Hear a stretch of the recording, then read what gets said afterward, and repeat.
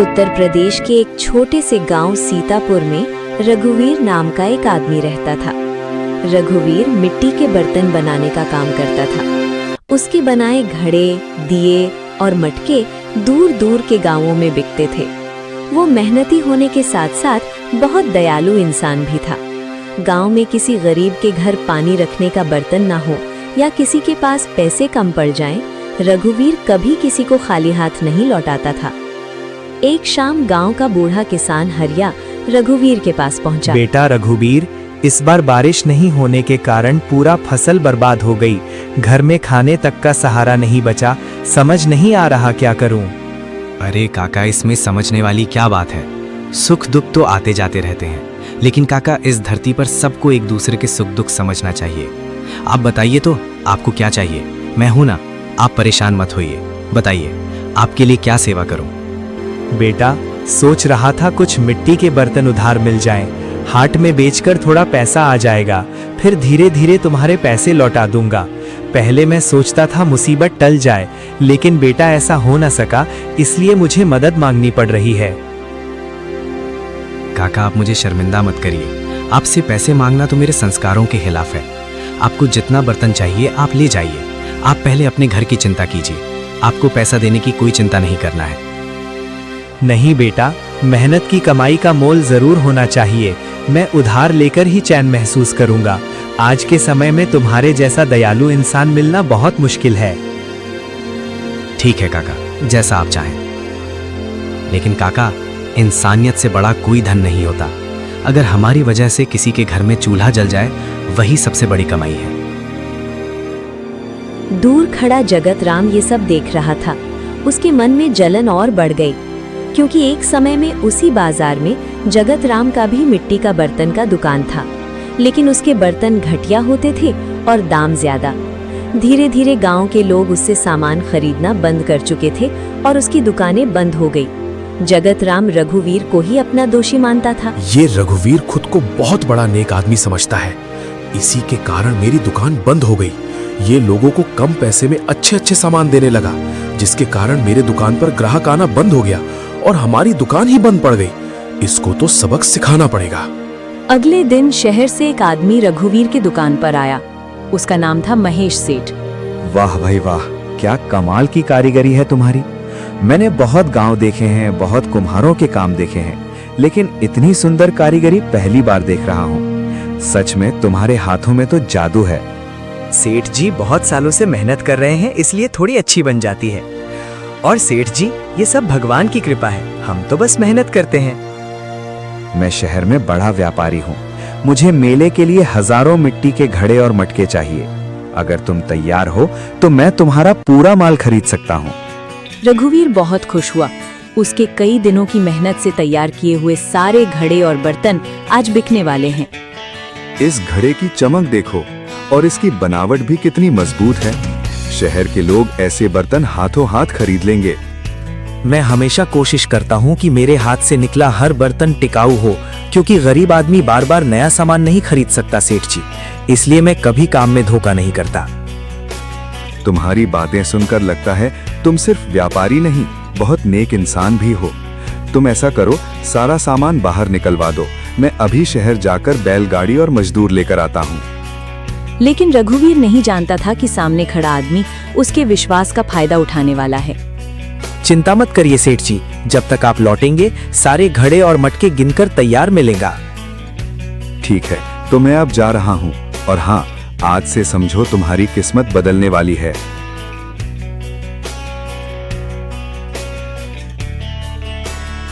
तभी वहाँ पर रामू आता है। रामू रघुवीर का छोटा भाई है, जो अभी 14 साल का था। अरे रामू भाई, तुम बहुत ही अच्छे समय पर आए हो। अभी अभी शहर के एक सेठ आए थे, उनको मेले में बेचने के लिए बहुत सारी घड़े और मटके चाहिए। ऐसा करो, तुम घड़े और मटके बाहर निकाल कर रखो, तब तक मैं घर से खाना खा कर आता हूँ। रघुवीर भैया, ये तो बहुत ही अच्छी बात है। आज सारा घड़ा और मटका बिक जाएगा। मैं अभी सब बाहर निकाल देता हूँ, आप जाइए खाना खाने। लेकिन रामू, सारा घड़ा और मटका बाहर निकालकर उसे अच्छे से गिन लेना। सेठ शहर से कभी भी आ सकता है, बस तुम तैयारी करो। ठीक है रघुवीर भैया, आप चिंता मत कीजिए। मैं सारा घड़ा और मटका बाहर निकालकर उसे गिनकर और अच्छे से सजाकर रख दूंगा। ठीक है, मैं जा रहा हूँ। जब तक मैं लौटूं सामान का ध्यान रखना। इतना बोलकर वो अपने घर खाना खाने के लिए चला जाता है। उसके मन में खुशी भर जाती है कि आज इतना सारा सामान बिकने वाला है। वो घर पहुंचते ही अपनी पत्नी से बोलता है, अरे गौरी, आज तो अपना सारा सामान बिक गया। अभी अभी शहर से एक बड़े सेठ आए थे। उन्होंने हमारे सारे घड़े और मटके खरीदने की बात की है। सच कह रहे हैं आप? सारा सामान एक साथ बिक जाएगा? ये तो बहुत अच्छी खबर है जी। आपने दिन रात मेहनत की है, भगवान ने आखिर उसका फल दे ही दिया। मेहनत कभी बेकार नहीं जाती गौरी, बस इंसान का मन साफ होना चाहिए। सेठ बोले कि शहर के मेले में हमारे बर्तन बिकेंगे। वो बैलगाड़ी और मजदूर लेने गए हैं, बस थोड़ी देर में लौट आएंगे। सच कहूँ जी, मुझे हमेशा आप पर गर्व होता है। आपने कभी किसी गरीब को खाली हाथ नहीं लौटाया। शायद उसी भलाई का फल आज भगवान दे रहे हैं। अरे नहीं गौरी, हम तो बस अपना फर्ज निभाते हैं। अगर हमारे हाथों किसी का दुख थोड़ा कम हो जाए तो वही सबसे बड़ी कमाई है। रघुवीर के जाने के बाद कुछ मजदूर रघुवीर के दुकान पर आते हैं, जिसे देखकर रामू घबरा जाता है और घबराते हुए पूछता है, आप लोग कौन हैं और इतने सारे लोग यहाँ क्यों आए हो? हम महेश सेठ के आदमी हैं। उन्होंने मुझे भेजा है तुम्हारे दुकान से घड़ा और मटका लाने के लिए। उन्होंने इस दुकान के मालिक रघुवीर को पैसा दे दिया है। हम लोग सामान लेने आए हैं। अच्छा ठीक है, ये है आप लोग का सामान। मैंने इसे बाहर निकाल कर रख दिया है, आप लोग ले जाइए। भोला भाला 14 साल का लड़का रामू उनकी बातों में आ गया और सारे मटके और घड़े उन मजदूरों को दे दिया। जब रघुवीर वापस लौटा तो उसकी सालों की मेहनत गायब हो चुकी थी। अरे रामू, ये तुमने क्या किया? सारा सामान किसको दे दिया? मैंने कहा था ना सामान का ध्यान रखना। भैया, मैंने कोई गलती नहीं किया। जिसका सामान था मैंने उसे दे दिया। सेठ के आदमी आए थे, उन्होंने कहा था कि मुझे अपना सामान ले जाना है। ये तुम क्या बक रहे हो रामू? ये उनका सामान कैसे हो गया? ये अपना सामान था। भैया, आप भी कैसी बातें कर रहे हैं? जब उन लोगों ने पैसा दे ही दिया तो ये अपना सामान कैसे होगा? उनका सामान है, वो अपना सामान ले गए, इसमें क्या गलती है? रामू, वे लोग तुम्हें बेवकूफ बना गए। सेठ ने हमें कोई पैसा नहीं दिया है। उस दिन के बाद रघुवीर की जिंदगी तबाह हो गई। घर की हालत धीरे धीरे बिगड़ने लगा। जिन लोगों की उसने मदद की थी, उनमें से कई भी रघुवीर का मदद करने को तैयार नहीं था। सब के सब मुंह फेरने लगे। काका, मैं काम की तलाश में आपके पास आया हूँ। अगर आपके पास कोई काम हो तो मुझे रख लीजिए। हमारे घर की स्थिति बहुत खराब हो गई है, हम बर्बाद हो गए हैं। आप हमें कोई भी काम दे दीजिए, हम कोई भी काम कर लेंगे। रघुवीर बेटा, अभी तो हमारे पास कोई काम नहीं है। अगर कोई काम होता तो मैं तुम्हें जरूर रख लेता। मैं तुम्हारे बारे में सुना तो सुनकर बहुत दुख लगा। लेकिन एक बात कहूँ बेटा, ऐसे लोग कभी जीवन में आगे नहीं बढ़ते। तुम्हारी मेहनत की बनाई हुई बर्तन थी, देखना एक न एक दिन उसका फल तुम्हें ही मिलेगा। रघुवीर थक हार कर परेशान होकर घर लौटता है। इतना कुछ रहने के बाद भी आज उसके पास कुछ भी नहीं बचा। मैंने सारे जगह पता कर लिया, किसी ने हमारी मदद करने को तैयार नहीं है। सबने कुछ ना कुछ बहाने बना दिए। अब क्या होगा जी? अब ये घर कैसे चलेगा? क्या अब कोई दूसरा उपाय नहीं लग सकता? आखिर कब तक ऐसे जिएंगे हम लोग?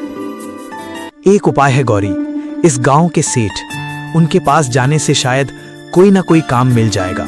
मैं तुरंत उसके पास जाता हूँ। मुझे विश्वास है कोई ना कोई काम वो जरूर देंगे।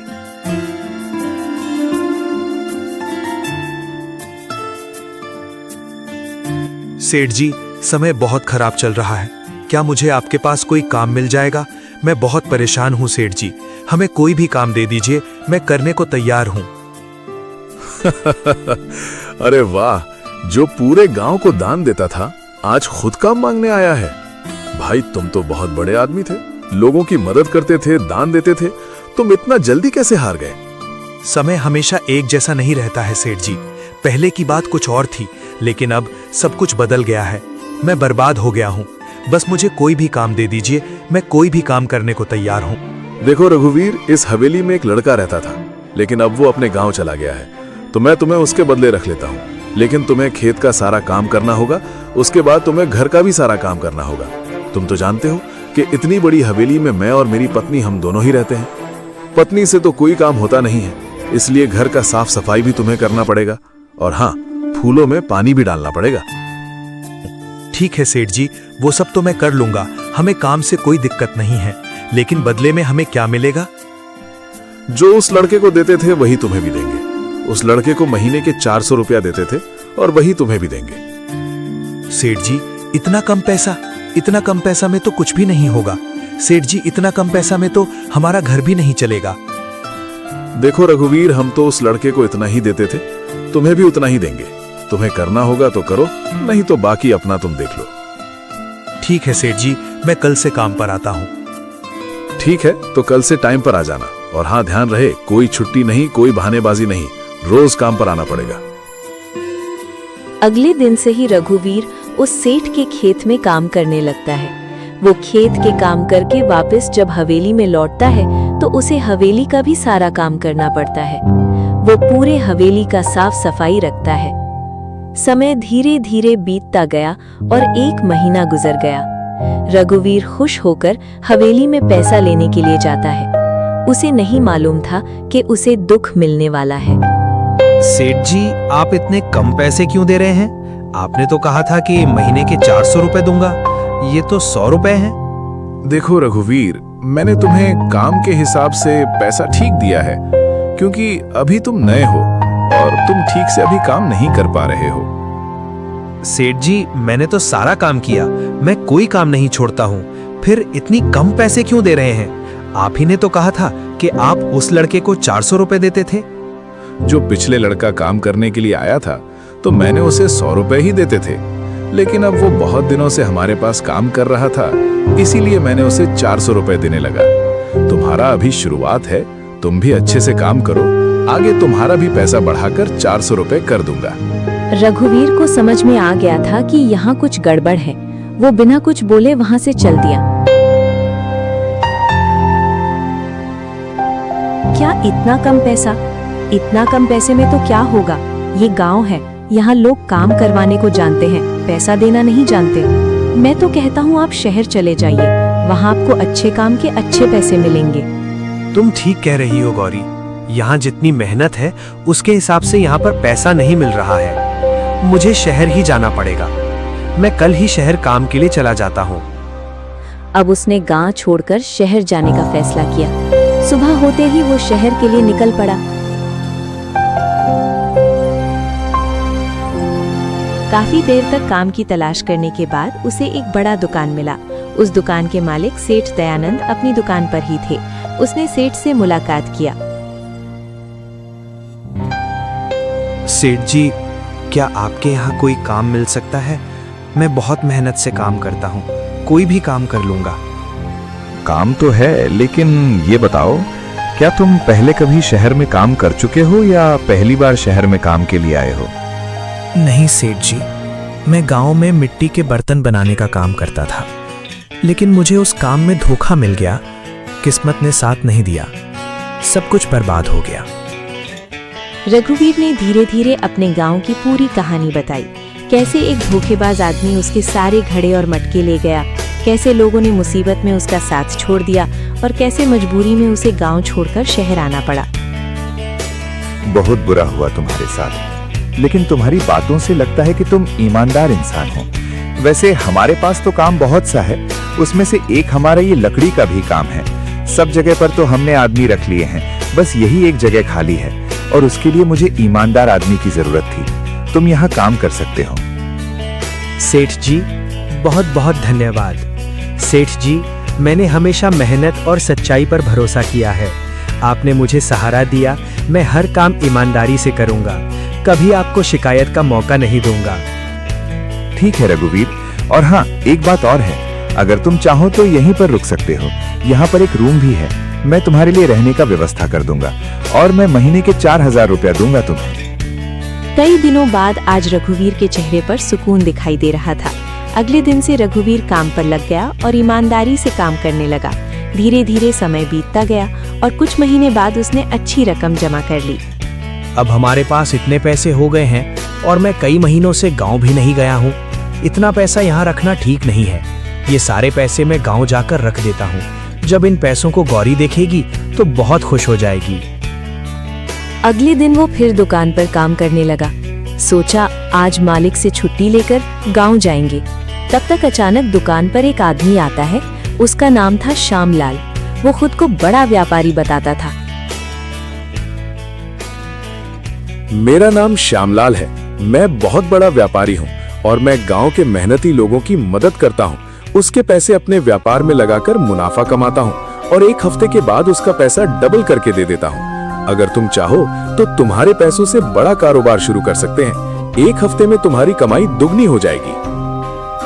उसकी बातें सुनकर रघुवीर के मन में धीरे धीरे लालच आने लगती है।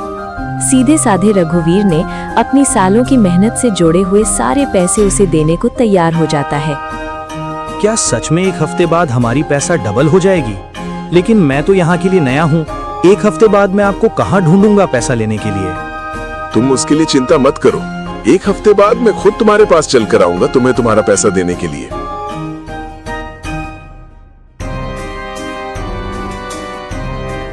कुछ देर में रघुवीर अपना सारा पैसा लेकर आया और उस व्यापारी को दे दिया।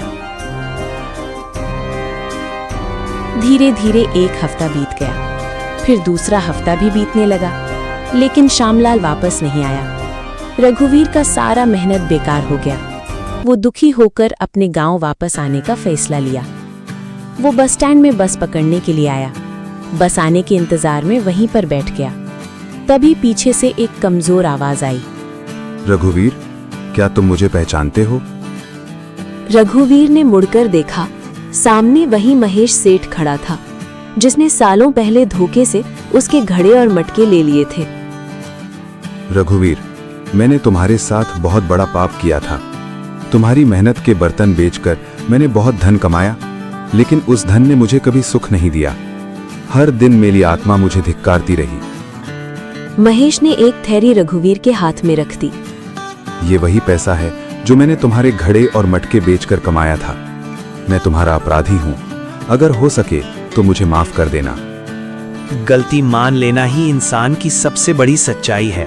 मैं तुम्हें माफ करता हूँ। ये सुनकर महेश की आंखों से आंसू बहने लगे। तभी महेश ने देखा कि रघुवीर का चेहरा फिर भी उदास है। लेकिन लगता है तुम्हारे मन में अभी भी कोई दुख है। अगर तुम्हें कोई दुख है तो हमें बताओ, हम तुम्हारी मदद करेंगे। तब रघुवीर ने उसे श्यामलाल द्वारा किए गए धोखे की पूरी कहानी बता दी। जिस दर्द से तुम गुजरे हो, उसी दर्द का कारण मैं भी कभी बना था। अब तुम्हारा पैसा वापस दिलाना मेरी जिम्मेदारी है। अगले दिन महेश सेठ ने एक योजना बनाई। वो अमीर व्यापारी बनकर श्यामलाल की नई दुकान पर पहुंचा। सुना है तुम बड़े भरोसेमंद व्यापारी हो। मेरे पास बहुत कीमती माल है। अगर कारोबार ठीक रहा तो लाखों का सौदा हो सकता है। लालची श्यामलाल तुरंत उसके झांसे में आ गया। महेश जानबूझकर अपने साथ सोने के नकली सिक्कों से भरी एक पेटी लाया था। लेकिन सौदा करने से पहले मुझे ये जानना होगा कि तुम एक ईमानदार आदमी हो। इतने में रघुवीर आया। उसे देखते ही श्यामलाल घबरा गया। उसके चेहरे का रंग उड़ गया। महेश ने सख्त आवाज में कहा, अगर तुमने रघुवीर के पैसे वापस नहीं किए तो अभी पूरे बाजार के सामने तुम्हारी सच्चाई बता दूंगा। श्यामलाल डर गया। उसे लगा अगर राज खुल गया तो शहर में उसकी बदनामी हो जाएगी। घबराकर उसने तुरंत अंदर से थैली लेकर आई और रघुवीर के सारे पैसे लौटा दिए। मुझे माफ कर दो। मुझसे लालच में बहुत बड़ी गलती हो गई। रघुवीर ने अपने पैसे लिए। उसे लगा जैसे भगवान ने एक बार फिर उसके धैर्य और ईमानदारी का साथ दिया हो। रघुवीर अपने गांव लौट आया। उसने फिर से मेहनत शुरू की और अपने परिवार के साथ खुशी से रहने लगा।